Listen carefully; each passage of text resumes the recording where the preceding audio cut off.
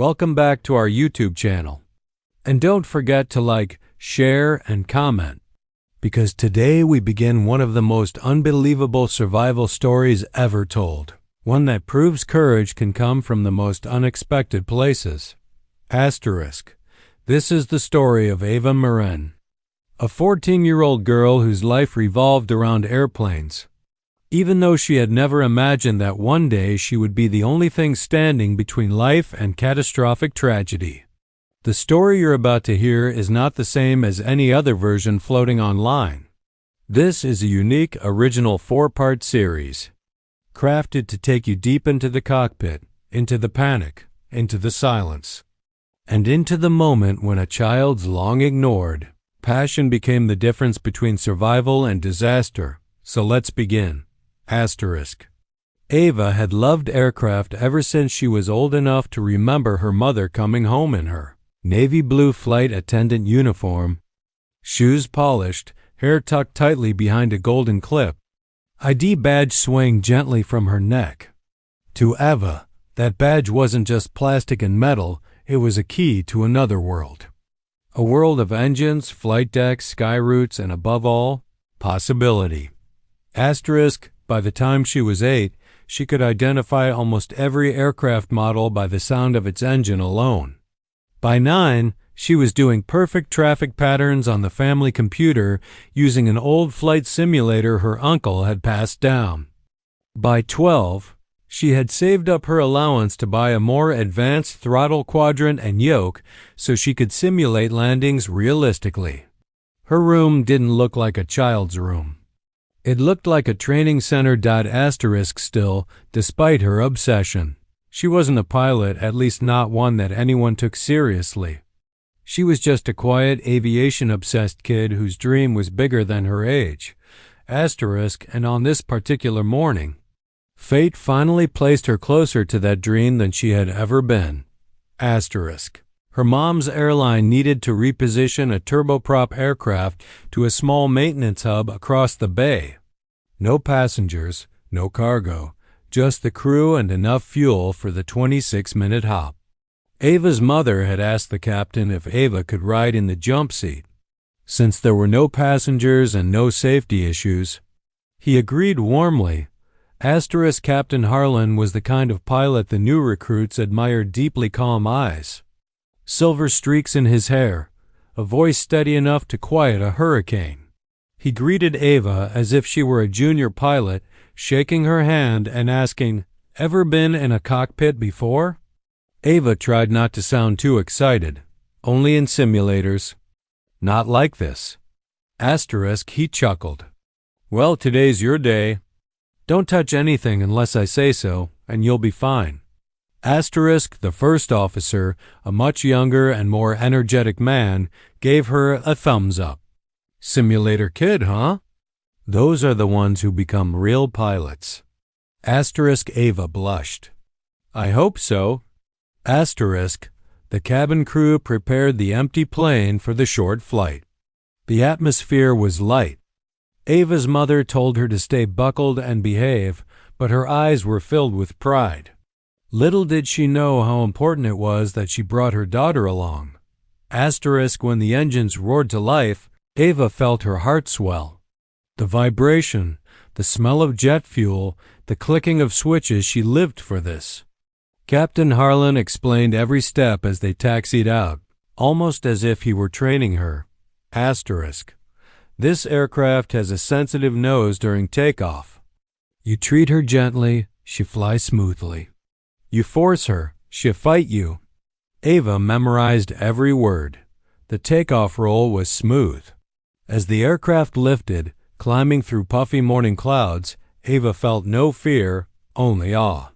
She stared at the horizon through the cockpit glass, the ocean glimmering far below. Everything was perfect. Until it wasn't. Asterisk. Around 11,000 feet. The aircraft shuddered.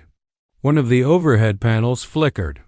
A soft alarm chimed, nothing alarming yet, but enough for Captain Harlan to shift in his seat. The first officer checked the gauges, frowning. Asterisk. That's odd. Fuel pressure fluctuation. Ava had seen that warning before, but only in her simulator. During emergency drills she had programmed for fun. The captain didn't sound worried yet. Probably a sensor misread. Let's monitor it. But the moment he finished speaking, the aircraft jolted violently. A metallic groan rippled through the fuselage, then came the loudest sound Ava had ever heard, an explosive bang that shook the cockpit. Before she could even blink, a second bang echoed from the opposite wing. The engines stopped completely. The aircraft suddenly felt weightless, gliding in eerie silence. The first officer yelled, "We've lost both engines." The alarm panel lit up like a Christmas tree, red, orange, yellow, everything screaming at once. Ava froze. Her mother unbuckled and hurried toward the cockpit. "Is everything okay?" The first officer swallowed hard. Both engines failed, completely. Ava's mother grabbed the door frame, her face draining of color. Captain Harlan's hands moved rapidly over switches. But Ava could already tell this wasn't a simple stumble. This was a nightmare she had only ever practiced in a game.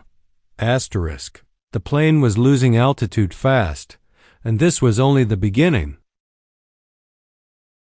Silence. Not the peaceful kind you hear in libraries or early mornings. This was the silence of an aircraft that had just lost both of its engines, an unnatural, crushing, metallic quiet that swallowed every heartbeat in the cockpit.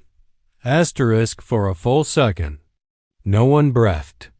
Then everything erupted at once. Warning horns wailed.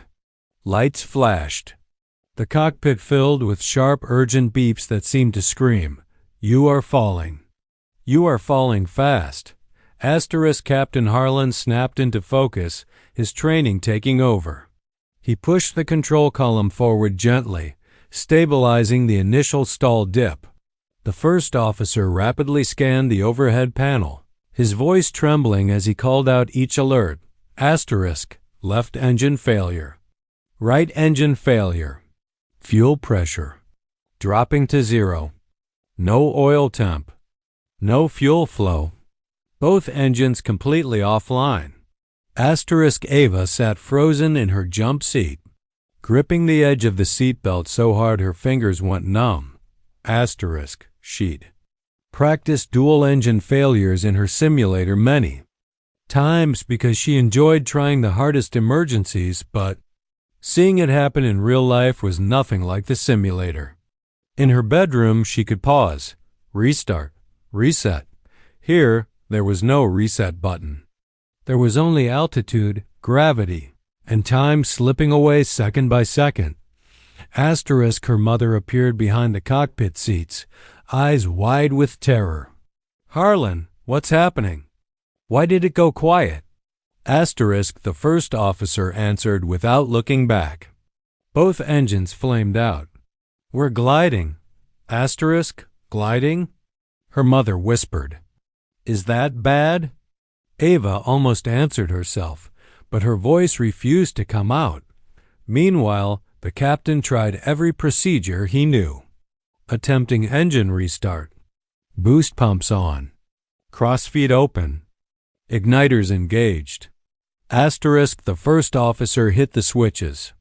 Fuel pressure is still 0. There's nothing feeding the engines. Then came a sound that chilled Ava more than anything, the female computer voice that calmly announced, remaining minimum safe altitude, 14 seconds. Ava couldn't believe it. She had heard that voice only in advanced failure modes during simulator sessions, rare. Catastrophic failures. Her mother leaned forward. 14 seconds until what? The captain's jaw tightened. Until we're too low to clear terrain.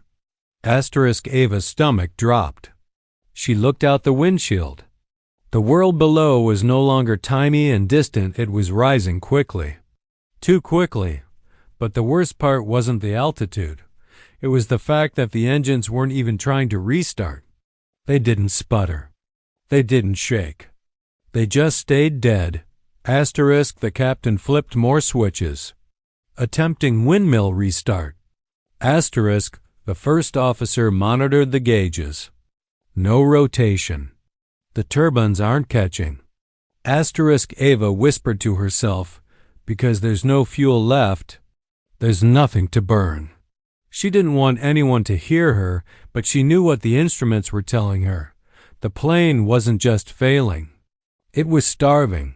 Asterisk, the captain tried again. Ignition override now. Nothing. Emergency fuel pump now. Nothing. Starter assist hold it. Still nothing. Ava finally found her voice. It's not working. Because the system thinks the tanks are empty. Asterisk, her mother turned to her. Ava, what are you saying? Asterisk, Ava pointed with trembling fingers at the secondary gauge the crew hadn't looked at yet. That gauge, it says 0. Both auxiliary tanks are showing 0 fuel. That means the feed lines are empty. That's why the engines died. Asterisk, the first officer blanched. But we fueled before departure. We should have enough for 3 flights. Unless it leaked, Ava whispered. Everyone fell silent again. But not the peaceful kind. This silence felt like the whole sky was holding its breath. Asterisk, the captain shook his head. A fuel leak that big would have triggered warnings earlier. Asterisk, Ava swallowed. Unless the sensors failed before the tanks did. Asterisk, this time the first officer turned and looked at her.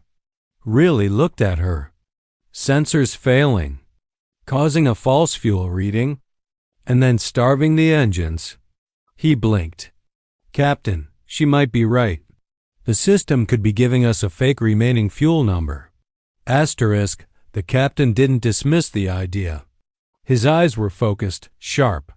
Then we can't rely on the automated readings. The computer interrupted them again. Terrain ahead.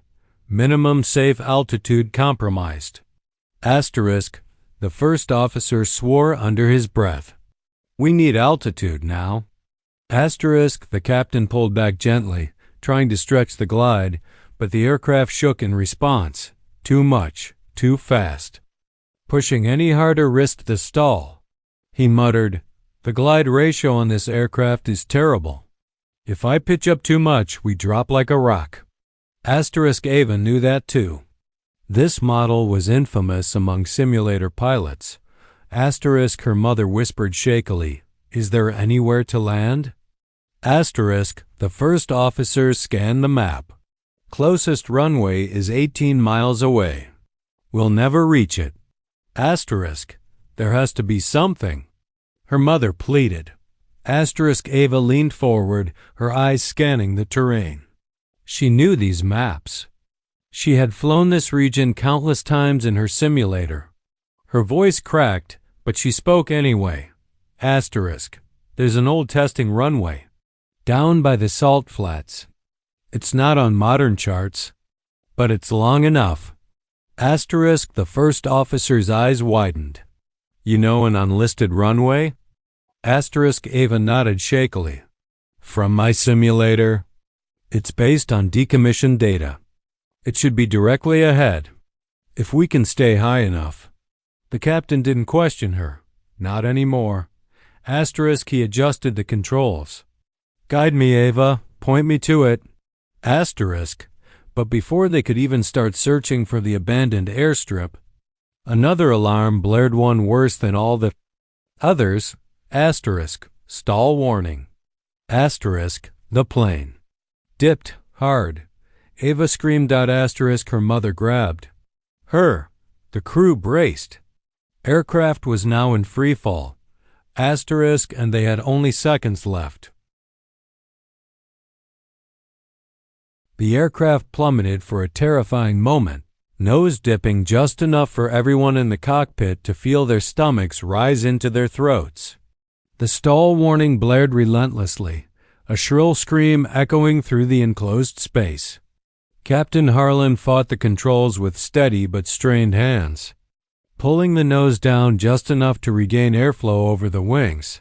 Asterisk, the plane stopped sinking quite so violently. But the descent was still brutal, too fast, too steep, too unforgiving. Asterisk, Ava's mother clung to the seat, knuckles white, eyes wide with panic.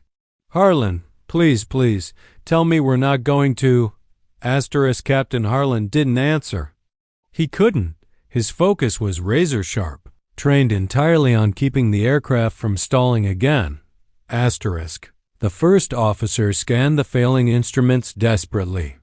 Vertical speed is still too high. We're dropping at nearly 3,000 feet per minute.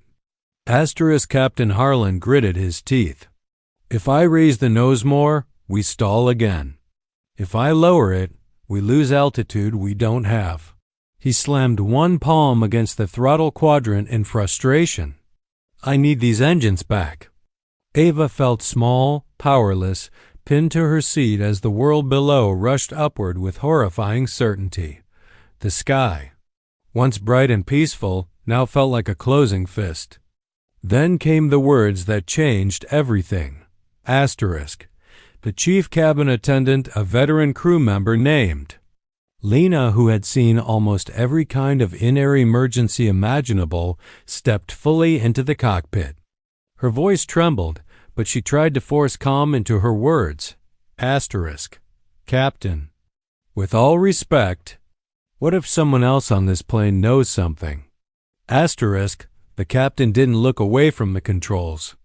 Lena, there are no passengers. It's only us.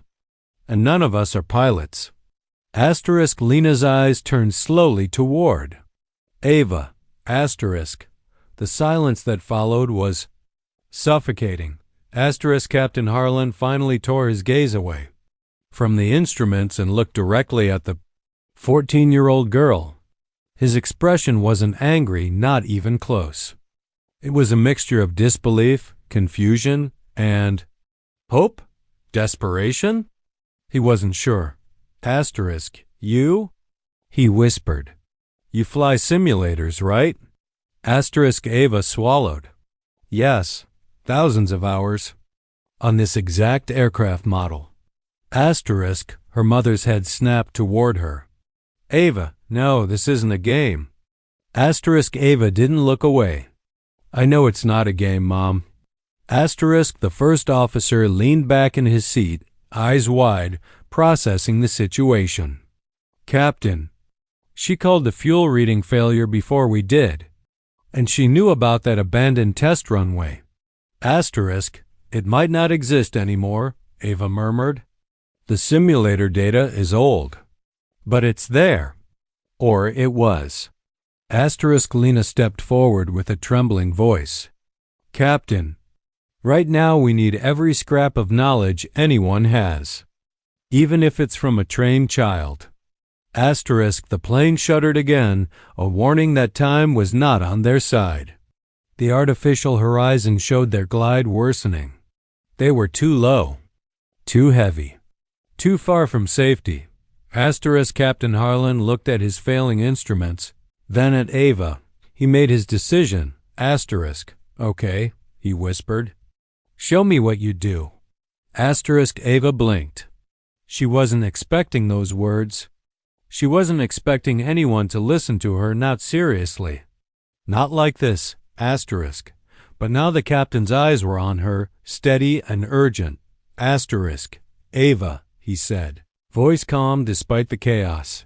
I'm not giving you the controls. But you tell me exactly what to adjust, one command at a time. Do you understand? Ava nodded once. Her mother widened her eyes. Harlan. She's a child, she can't... Asterisk. Captain Harlan answered without looking at her. She's not flying the plane. She's helping me fly it. He turned to Ava. What's the first thing you'd change right now? Asterisk. Ava forced herself to breathe. Her hands stopped shaking. She leaned forward, eyes scanning the instruments the way she had done hundreds of times in her simulator. Asterisk. Pitch down 1 degree, she said softly. The captain did it immediately. The stall warning stopped screaming. Asterisk. Ava continued. Trim slightly nose up. Just 2 clicks. Don't fight it too hard. The aircraft wants to glide, let it. The captain adjusted the trim. The descent stabilized a little more. Asterisk, the first officer stared. She's? Good. Asterisk, Ava ignored him, eyes locked on the windshield. Maintain this glide. Keep it steady. Don't overcorrect, or you'll lose lift. Asterisk, the plane, though still descending dangerously fast, no longer felt like a rock being dropped. It felt controlled. Barely, but controlled. Asterisk, her mother watched Ava with tears in her eyes, torn between terror and pride. Asterisk, Captain Harlan asked, Ava, where is this old runway? Asterisk, it should be ahead, she answered. But we need to turn slightly left. Maybe 2 degrees. The captain followed her command instantly. The first officer scanned the terrain. I don't see anything. Asterisk, you won't yet, Ava whispered. It's hidden behind the ridge. Keep descending exactly like this. The captain nodded. Seconds passed like hours. Asterisk, the terrain alarm blared again. Softer this time, more intermittent, still dangerous. But less catastrophic. Asterisk, Ava spoke again. Don't flare too early when we land. That old runway was built for cargo tests. It's long, but rough. Really rough. Asterisk, the captain didn't smile, didn't nod. He simply said, understood. Asterisk, Ava's mother reached out and squeezed her daughter's arm. How do you know all this? Asterisk, Ava didn't look away from the sky ahead. Because I've landed there before. Asterisk, in real life? Her mother whispered. Asterisk, Ava shook her head. No, in the simulator. Over and over. I love that runway because it was tricky. Asterisk, and right now, that tricky. Forgotten runway was their last hope. The clouds broke. A vast, dried salt flat appeared. Asterisk, and then barely visible, faded, cracked, almost swallowed by time, a strip of concrete. Exactly where she said it would be. Asterisk, the first officer gasped. No way, it's real. Asterisk, Ava leaned forward. Captain, you have 1 shot, 1. Captain Harlan's hands tightened on the yoke, and they began their final descent. Asterisk. The forgotten Salt Flats runway stretched out in the distance, cracked, sun-bleached, and nearly camouflaged against the barren earth. It looked nothing like a modern runway. There were no lights, no markers, no signs of life. Just a long strip of aging concrete that time had nearly buried. Asterisk, yet at that moment, to everyone inside the failing aircraft, it was the most beautiful thing they had ever seen. Asterisk, Captain Harlan adjusted the yoke subtly, guiding the powerless plane toward the faint stretch of concrete. Ava, talk to me. What's the glide path? Asterisk, Ava leaned forward, eyes locked on the horizon. Her hands were trembling, but her voice had steadied into something eerily calm and instinctive mode she didn't even know she had. Asterisk, you're a little high, she said firmly. 2 degrees nose down. Not more. If you go past 2, you'll pick up too much speed and won't be able to flare. Asterisk, the captain adjusted. 2 degrees down. Asterisk, the first officer verified. Descent rate stabilizing at 2,200 feet per minute. Asterisk, still too high, Ava murmured. But we'll make it. Asterisk, her mother watched her with disbelief. In that moment, Ava wasn't a frightened child. She wasn't even a passenger. She looked like someone who belonged in that cockpit, someone whose brain had shifted into pure, precise calculation. Asterisk, the terrain alarm pinged again, but softer this time, fading into the background. The aircraft was still falling, but now with direction, not chaos. Asterisk, Captain Harlan braced himself. Ava, once we clear the ridge, I'll need specifics, approach angle, flare timing, everything. Ava nodded, swallowing hard. I know. The ridge was coming fast. Too fast. The first officer's voice cracked. We're not clearing that ridge. We're too low. Ava scanned the altimeter, checked the angle of attack, then looked out the window again. Something clicked in her mind, something based on hours of simulated landings and failures. Captain, dip the right wing 2 degrees, bank left. Just barely. You'll get more lift off the crosswind rolling over the ridge. It'll destabilize us, the first officer warned. Ava shook her head. Just trust the wind. It funnels through that canyon. The simulator modeled it. Captain Harlan didn't hesitate. He banked the aircraft. The wind caught the wing, lifting the plane just enough. They cleared the ridge by what felt like inches. Everyone gasped. The first officer stared at Ava like she had performed magic. Lena grabbed the back of the cockpit seat with both hands, whispering a prayer under her breath. Ava's mother pressed a hand over her mouth, tears filling her eyes. And ahead of them, the old runway grew larger, real, solid, waiting. Captain Harlan steadied the aircraft. Ava final approach. Ava inhaled sharply, then began calling out instructions like she'd practiced her whole life for this moment. Keep the nose level. Your speed's dropping, but don't pitch up yet. Wait. The runway rushed closer. The edges blurred.